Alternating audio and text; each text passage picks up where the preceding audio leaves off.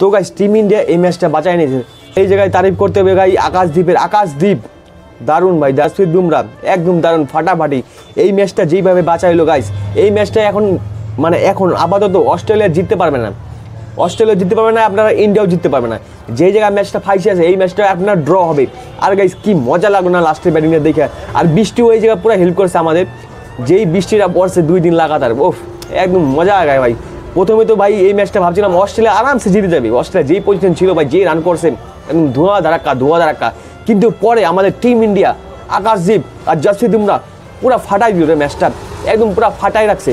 এই জায়গায় আপনার অস্ট্রেলিয়া তো জিততে পারবে না, ইন্ডিয়াও জিততে পারবে না, ড্র হবে সিরিজটা, বড় থাকবে। তারপরে যে 2টা ম্যাচ আছে এই 2টা ম্যাচ জিতবে ইন্ডিয়া, কারণ এই জায়গা থেকে যে কনফিডেন্সটা পাইছে আমাদের ব্যাটসম্যানরা। কারণ ভাই আপনার যদি 9 নম্বর ব্যাটসম্যান আর 10 নম্বর ব্যাটসম্যান যদি এরকম লাস্টের দিকে এত ভালো খেলতে পারে, এত বড় 6 মারতে পারে, তাহলে আমাদের যে টপ অর্ডার ব্যাটসম্যানও তারা কী করতেছিল ভাই এতক্ষণ। এটা ভাই টিম ইন্ডিয়ার জন্য ভালো হয়েছে যে 9 আর 10 নম্বরের ব্যাটসম্যানরা একটু ভালো খেললো। এই জায়গা থেকে আমাদের পুরো টিমের জোশ আসবে একটা অন্য, আমাদের পুরো ব্যাটিং লাইনের একটু জোশ আসবে গাইস। আমাদের পুরো ব্যাটিং লাইন একদম বসে পড়ছিল গাইস, কেউ পারফরমেন্স দিতে পারতেছিল না। কিন্তু তারপরে এইটা দেখার পরে সবার মধ্যে একটা আলাদা এনার্জি, আলাদা জোশ এসে পড়ছে গাইস।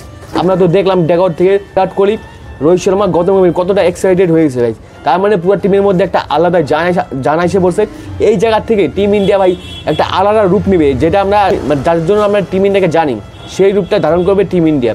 আর আমার মনে হয় এই ম্যাচটা তো ভাই ড্র হবে, কিন্তু পরের সিরিজে ইন্ডিয়া টপ লেভেল পারফরমেন্স দিবে আর সিরিজটা টিম ইন্ডিয়া জিতবে। আর এই জায়গায় থ্যাংক ইউ ভাই বৃষ্টির জন্য ভাই এই সিরিজ এই পজিশনে আসে।